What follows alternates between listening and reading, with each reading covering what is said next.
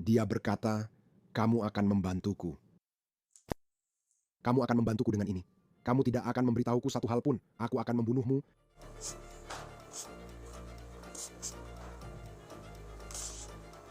Karena kalau begitu, aku akan tahu terlalu banyak. Video interogasi mengejutkan kasus pembunuhan sadis menunjukkan seorang desertir tentara mengaku terlibat pembunuhan dan pemotongan tubuh mantan rekannya. Dan pria yang Anda lihat di sana mengaku dia hanya ikut-ikutan dalam pembunuhan pria ini.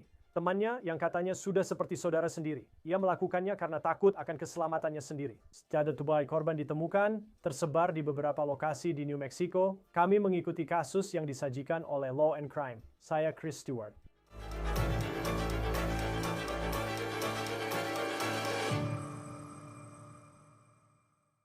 Kami baru menerima rekaman interogasi baru yang sejujurnya sangat mengerikan untuk disaksikan. Kasus ini melibatkan 3 pria, 1 korban dan 2 tersangka yang pernah bertugas bersama di militer. Saya ingin Anda mengenal korban, Matthew McLaughlin, terlebih dahulu. Dia berusia 25 tahun, dia adalah seorang veteran militer dan berasal dari West Virginia. Baru-baru ini dia tinggal di Taos County di utara New Mexico, tidak jauh dari perbatasan Colorado. Keluarga Matthew menyatakan dia hilang pada 26 Juli di New Mexico. Dia dilaporkan hilang pada 31 Juli saat polisi mencari Matthew. Keluarganya menulis di halaman GoFundMe bahwa hambatan besar dalam penyelidikan adalah teman sekamar Matt yang kutip menghindar dan tidak kooperatif. Matt tinggal bersama 2 orang yang pernah bertugas bersamanya saat dia di militer, satu bernama Raynor Joyner, yang lainnya bernama David DeGroot. Sekarang, mereka pernah bertugas dengan Matthew di Fort Benning, Georgia. Ubicanya sudah keluar dari militer, tapi Joyner dan DeGroot dengan cara yang agak berbeda tampaknya dari McLaughlin karena mereka disebut sebagai desersi, mereka bahkan memiliki surat perintah penangkapan karena hal itu. Yang kita tidak tahu status McLaughlin di militer. Dan saat keluar dari dinas, tapi dia digambarkan oleh penegak hukum sebagai seorang veteran angkatan darat. Polisi mencurigai para teman sekamar itu dan kami memiliki rekaman video interogasi dari salah satu percakapan yang dilakukan DeGroot dengan penegak hukum pada 18 Agustus ketika dia akhirnya jujur tentang apa yang terjadi pada McLaughlin. Mungkin ini agak mengganggu, tapi saya harus bilang ada kucing di ruangan saat interogasi, jadi Anda akan mendengar suaranya. Sekarang mari kita putar sebagian video interogasi. Kami di sini terkait dengan kasus yang awalnya adalah orang hilang dan sekarang telah berubah menjadi kasus pembunuhan Matthew McLaughlin. Saya Debbie Don Byers, kita sudah bicara beberapa hari lalu, ini rekan saya. Daphne McCurdy-McCarthy, kami hanya mencoba mendapatkan cerita lengkapnya. Jadi sekali lagi Pak, seperti terakhir kali, seperti yang sudah saya katakan sebelumnya. Sekarang kita sudah terbuka dan berada di situasi ini kita dari awal sampai akhir. Saya butuh setiap detail yang mungkin kamu punya terkait situasi ini. Kamu mau aku jelaskan tentang perbedaan antara trailer film dan filmnya secara keseluruhan? Saya mengerti. Ya, jadi kapanpun kamu siap, bro. Jadi menurut saya, untuk apa yang dipikirkan Joyner itu sudah direncanakan sebelumnya karena saya akan memberitahunya tentang hal itu. Matt masih sering pakai narkoba dan menyebar rumor serta omong kosong. Semua itu membuat Joyner kesal, jadi beberapa kali saya bilang ke dia seperti, "Hey, jangan bunuh dia. Cukup usir dia dari properti atau sesuatu atau kasih dia peringatan, bicara lagi dengannya." Sampai pada titik di mana akhirnya dia setuju, sampai pada titik di mana dia bilang kalau dia akan ikut rencana untuk membunuh Matt. Jadi saat Matthew sedang di Colorado, mengurus urusan di Virginia, menyelesaikan semua itu untuk dirinya sendiri, dia pergi ke toko kelontong belanja kebutuhan. Dia diturunkan di cuacanya dingin, dia diturunkan di rumah Cassandra dan Jason. Aku pergi berjalan bersamanya saat kami menyusuri jalan. Di gerobak, membawa semua belanjaan, saat kami sampai di persimpangan, terdengar suara tembakan. Matt tertembak di paru-paru kanannya oleh senapan Joyner, tepatnya R-15 milik Joyner. Matt tidak tahu apa yang sedang terjadi. Dia memang berkata, "Aku tertembak." Lalu dia mulai panik. Lalu Joyner muncul dari balik sudut dan menempelkan bareta itu ke wajahnya, lalu menembaknya di rahang yang membuat matanya membengkak. Dia tersedak darah saat jatuh ke lantai. Lalu dia berdiri di atasnya dan menembaknya dengan tembakan eksekusi tepat di pelipis.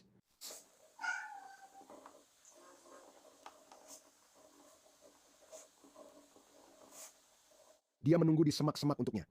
Mengganggu mendengar seseorang berbicara tenang soal pembunuhan, seperti yang dilakukan David Degro, apalagi korban adalah temannya sendiri. Namun Shea meletakkan tanggung jawabnya, seperti yang Anda dengar di sana, pada Rainer Joyner, tersangka lainnya. Dia mengklaim bahwa Joyner menembak McLaughlin dengan R-15, lalu dengan pistol, dengan motifnya hanya karena perselisihan antar teman sekamar. Di lini masa Anda punya perkiraan tanggal atau hal-hal semacam itu? Itu hanya perkiraan tanggal, tapi saya akan bilang 25 Juli adalah tanggal eksekusinya. Oke. Keren, tapi sebenarnya itu lebih seperti bisikan awal plot, bukan dari saya. Jadi satu pertanyaan untukmu adalah, aku ingin kamu menjelaskan kepadaku rencana yang kamu bicarakan itu. Sebuah rencana untuk membunuh Matt yang dibuat oleh Joyner. Oke, jadi idenya awalnya dia akan datang lewat jalan itu yang akan kita miliki. Dan dia akan mencoba menembaknya dari jarak jauh dengan senapan, 308 miliknya. Lalu rencananya berubah ketika Matt bilang dia akan diturunkan di jalan yang lain. Jadi kemudian ide Joyner adalah dia akan mengambil bereta saya supaya dia punya senjata samping. Lalu dia mengambil R-nya, lalu menunggu di semak-semak sampai kami datang. Dia menyuruh saya tetap di satu sisi jalan dan bersuara keras saat mendekati area itu. Jadi ketika dia melihat Matt muncul di sisi itu, meskipun gelap, dia tidak perlu khawatir siapa orangnya.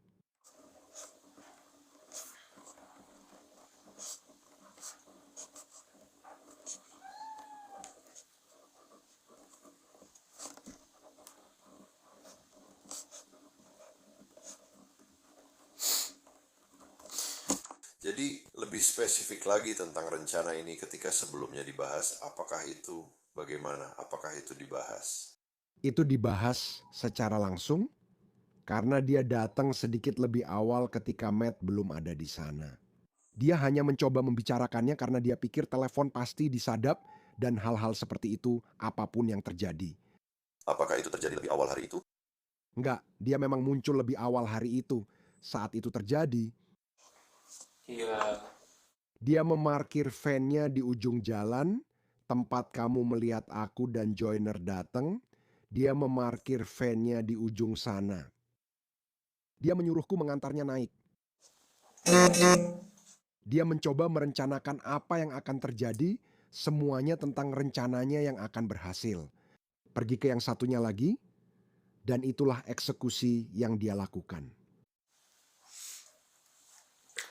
Dia sudah bilang sebelumnya, kamu akan membantuku dengan ini. Kamu akan membantuku dengan ini. Kamu tidak akan memberitahuku satupun. Aku akan membunuhmu.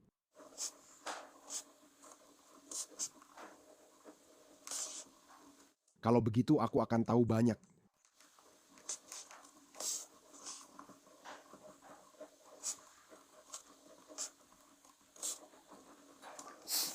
Jadi,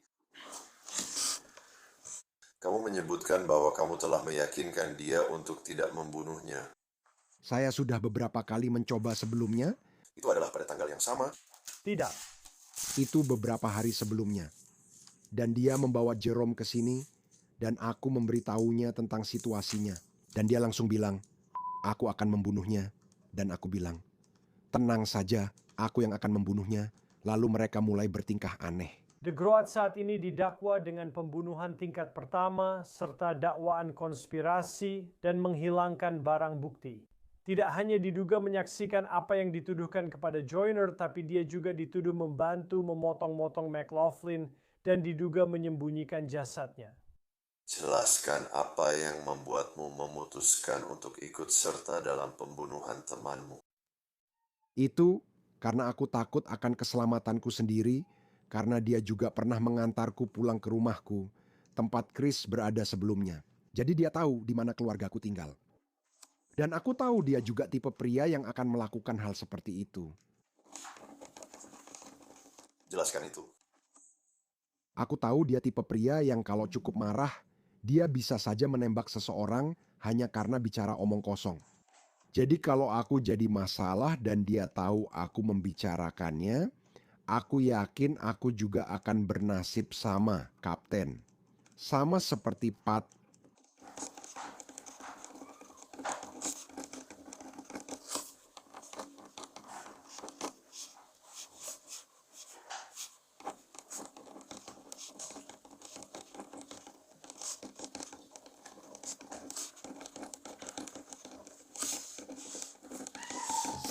Apa yang membuatmu begitu takut pada Joyner?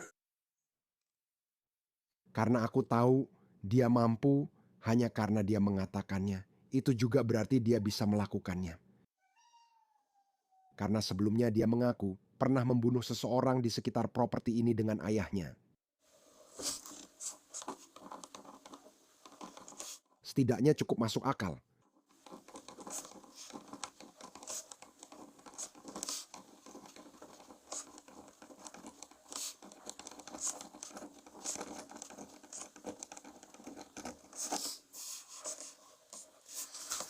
Peran apa yang kamu mainkan dalam tubuh itu? Dia menyuruh saya hanya memegang kantong terbuka agar dia bisa memasukkan semua bagian tubuh ke dalamnya, supaya DNA saya juga ada di situ. Oke, maaf, bisa ulangi lagi? Dia menyuruh saya memegang kantong itu agar dia bisa memasukkan potongan tubuh dan memastikan DNA saya ada di sana.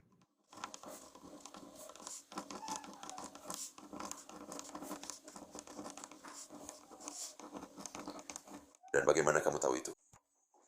Karena itu yang dia katakan pada saya. Dia bilang, kamu harus bergabung atau bernasib sama. Kamu wajib membantuku dengan mayat ini, suka atau tidak.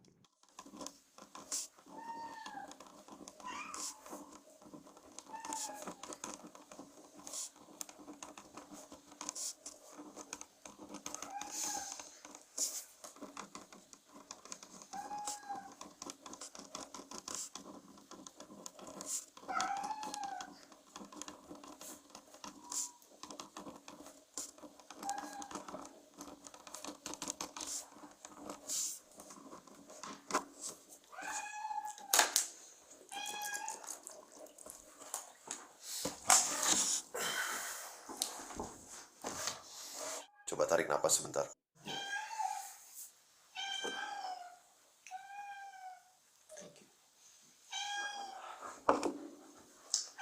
Kita tahu dua senjata yang digunakan dalam pembunuhan itu. Apa yang digunakan untuk memenggal kepala temanmu? Pemenggalan kepalanya, senjata yang digunakan adalah sledge axe hand, yaitu palu godam dengan kepala kapak yang dia beli dari toko khusus untuk tujuan itu. Apa itu botolnya? Saya kira saya adalah barang atau semacamnya.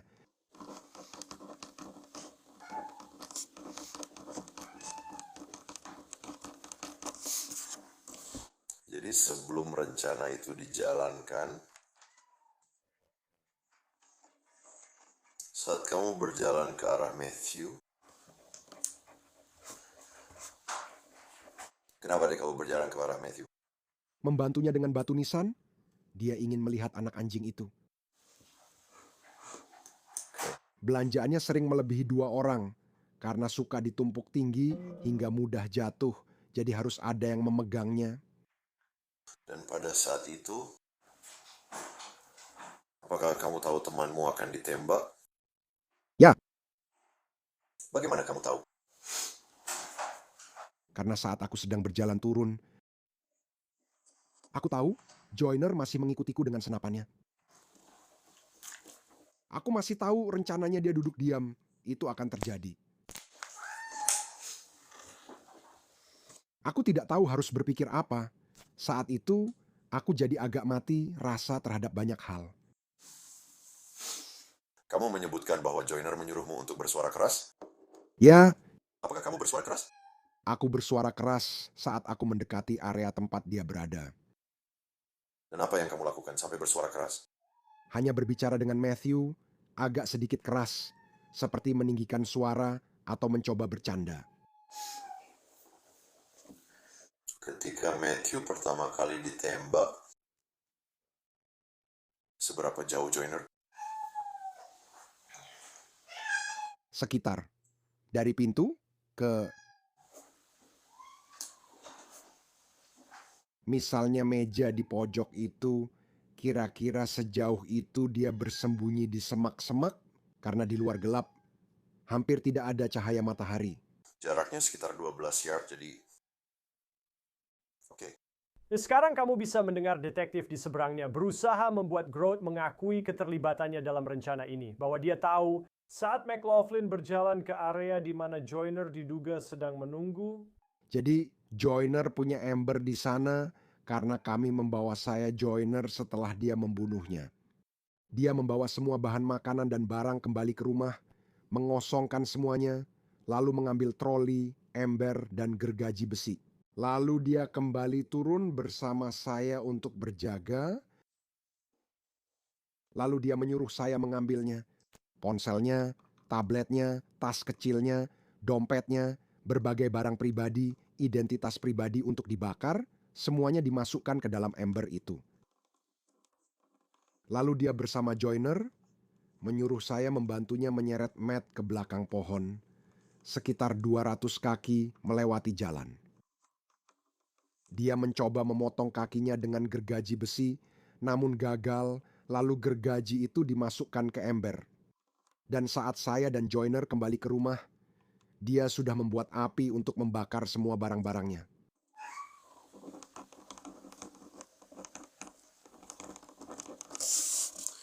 Di mana gergaji besinya? Terima kasih, itu meleleh di bawah, jadi kalian melakukannya, saya akan tunjukkan di mana letaknya. Oke. Saya rasa saya tak butuh apa-apa lagi darinya. Dia masih punya pertanyaan lagi. Hanya memotong-motong Matt sebelum atau sesudah saya menelepon kalian untuk menanyakan di mana dia berada. Itu terjadi sebelumnya, sebelum panggilan pertama untuk laporan orang hilang. Pada saat itu, dia sudah tidak punya kepala dan tangan.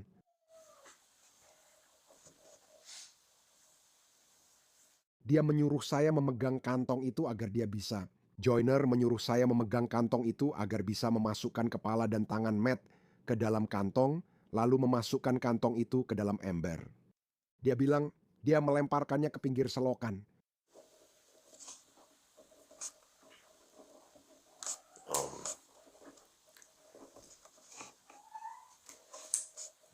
Hari apa kalian mulai memotong-motong tubuh itu? Saya tidak ingat hari pastinya untuk memotong-motong. Saya hanya ingat kira-kira waktunya saja. Karena itu, hampir seminggu sebelumnya, sekitar seminggu setelah dia meninggal, dia mulai memotong-motongnya. Saat itu juga baunya membusuk dan tubuhnya membengkak.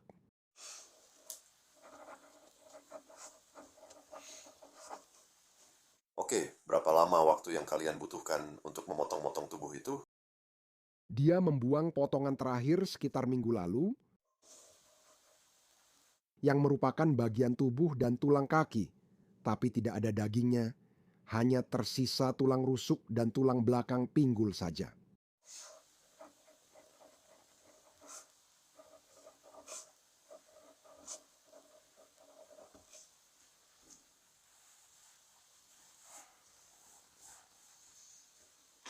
Apakah itu pernyataannya?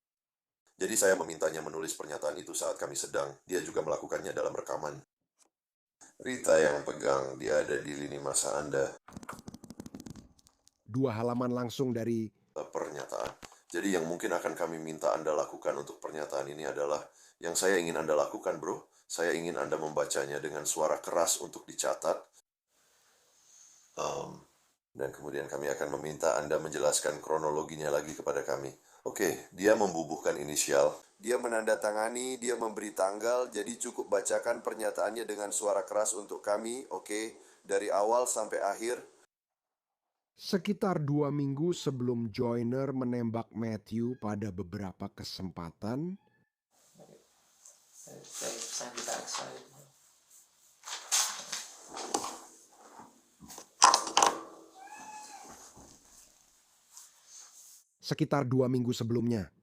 Joyner menembak Matt pada beberapa kesempatan.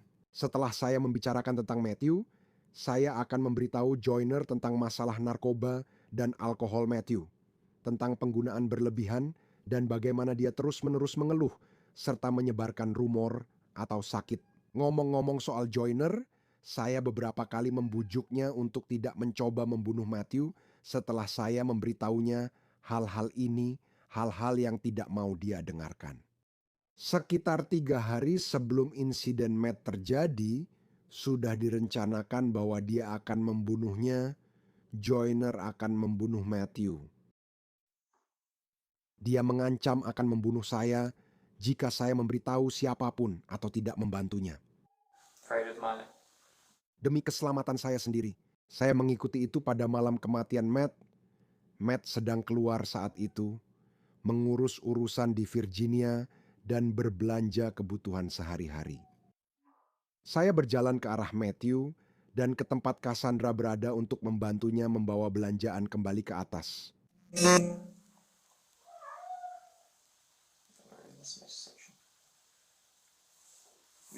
Saya dan Matthew naik membawa barang. Mendekati persimpangan, terdengar suara tembakan. Jordan menembak Matt di paru-paru kanannya dengan R-15 miliknya, yang membuat Matt panik karena dia sedang ketakutan. Joyner mendekat dan menembakkan 1 peluru dari pistol saya. Seingat saya, 2 kaki ke rahangnya membuat matanya membelalak. Saat Matt tergeletak di lantai, tersedak darahnya sendiri, Joyner berjalan tepat di atasnya dan menembakkan 1 peluru lagi ke tengkorak Matt. Begitu itu terjadi, dia mengarahkan senjatanya ke saya lalu menurunkannya. Kami dan Joyner, setelah kejadian itu, membawa semua yang Matt bawa di keretanya kembali ke rumah. Kami menurunkan semua barang, lalu saya dan Joyner berjalan kembali ke tempat Matt ditangkap. Semua barang pribadi miliknya, kartu, perangkat, apapun yang berisi informasi tentang dirinya, ember kosong untuk dibakar. Nanti kami menyisihkannya dan dia menyuruh saya membantunya memindahkan mayatnya. Saya pegang kakinya, dia pegang tubuh atasnya. Kami seret dan baringkan dia di bawah pohon pinus. Lalu dia mengambil gergaji besi dan mencoba memotong kakinya, tapi tulangnya mematahkan mata gergaji itu. Jadi kami tinggalkan dia di bawah pohon itu, lalu berjalan kembali ke rumah untuk membakar semua barang-barangnya Matt. Yang kami punya di dalam ember, dia menyuruhku memasukkan tulangnya, tablet, dompet, dan barang-barang pribadinya yang lain ke dalam ember itu. Joyner kembali beberapa hari kemudian, menjanjikan ancaman dan hasil yang sama. Dia sudah memberitahuku sebelumnya.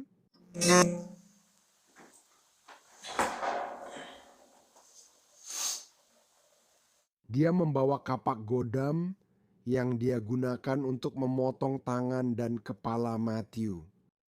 Dan dia menyuruhku membuka tas untuk memasukkan semuanya. Joyner menyuruhku membuka tas agar dia bisa memasukkan tangan dan kepala Matthew ke dalam tas itu. Dan setelah itu, dia memberitahuku bahwa dia membuangnya ke selokan di suatu tempat dan di tengah jalan. Seiring berjalannya waktu, dia akan datang beberapa hari memeriksa tubuhnya.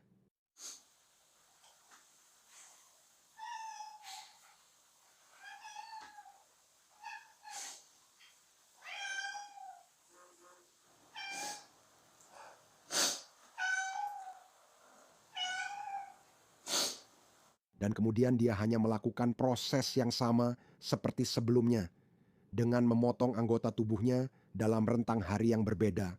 Memotong anggota tubuhnya. Tidak ada ember, hanya kantong plastik hitam. Sampai minggu lalu, kami memeriksanya dan itu sudah kehilangan tulang belikat dan satu lengan, dan itu dipindahkan oleh anjing liar. Dan sekali lagi, sampai minggu lalu, itu hanya tersisa tulang rusuk dan sendi kaki. Dan Joyner meminta saya membantunya memasukkan itu ke kantong, sambil terus mengancam akan membunuh saya. Lalu dia membuang mayatnya di suatu tempat di jalan seperti biasanya. Seiring waktu berlalu, lalu kantor sheriff memanggil saya dan Joyner untuk datang memberikan pernyataan. Dia membimbing saya soal apa yang harus saya katakan dan saya menuruti karena takut serta terus mengikuti perintahnya. Jadi sebelum kita masuk ke garis waktu lembar waktu, jelaskan apa yang kamu maksud dengan membimbing. Dia menuntut saya bicara sesuai keinginannya, menentukan apa yang boleh dan tidak boleh saya katakan. Misalnya, soal waktu pergi, kami tidak tahu pasti. Saya berangkat jam sekian, dia jam lain. Dia punya hal-hal seperti itu. Intinya membuat cerita kalian berdua identik. Ya, Kenapa dia tidak kembali menjemputmu kemarin? dia ada di luar sana. Dan aku sedang berjalan menuju rumah yang jaraknya hanya 2 mil ke arah sana. Oke, tolong jelaskan garis waktunya. Jadi untuk garis waktunya, tanggal kematian resmi Matt adalah 25 Juli. Itu saat Joyner menembaknya. Hampir beberapa, perkiraan kasarnya hampir seminggu. Lewat, Joyner memotong tangan dan kepala, lalu dia membuang semua sisanya. Beberapa hari lagi berlalu. Joyner memotong anggota tubuh saat tubuhnya semakin membengkak. Dan kemudian, sampai minggu lalu, Joyner memasukkan sisa tubuh ke dalam kantong dan membuangnya.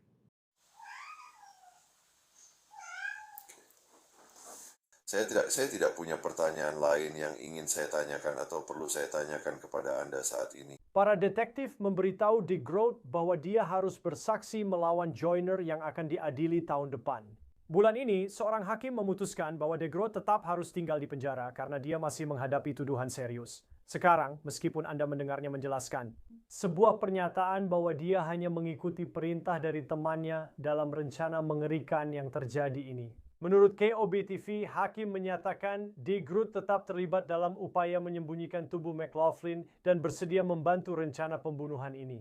Sedangkan untuk dalang yang diduga dari kejahatan ini, Rainer Joyner, dia juga menghadapi dakwaan pembunuhan tingkat pertama. Ini video dirinya di pengadilan. Menurut KOB, polisi menyebut Joyner diduga mengaku. Saat dikonfrontasi, dia berkata, "Saya yang melakukannya, sudah saya habisi, dan saya tidak menyesalinya." Saat memeriksa Dick Groat, detektif menegaskan meski dia tampak jujur, mereka tetap menerima ucapannya apa adanya. Sedikit berbohong saja, orang akan langsung tahu. Saya Atau maksud saya sejujurnya, kami sama sekali tidak percaya pada kalian. Jadi Nick bilang, saya tidak beli apa-apa. Kalian bilang ke saya tahu dan cerita kalian itu. Ini gila karena kami tahu kalian bekerja sama dan mencoba membuat semuanya sama. Dan kemudian ada saat-saat di mana kalian seperti benar-benar berbeda. Tahu kan yang mana? Saat orang berbohong, mereka biasanya melakukan banyak perubahan aneh. Tapi ya, saya menghargai kalian. Jujur saja, bro. rasanya menyenangkan bisa benar-benar mengatakan pada seseorang, Gue yakin itu beban berat buat lo, bro. Itu teman lo. Dia dibunuh dengan kejam. Dan dipotong-potong.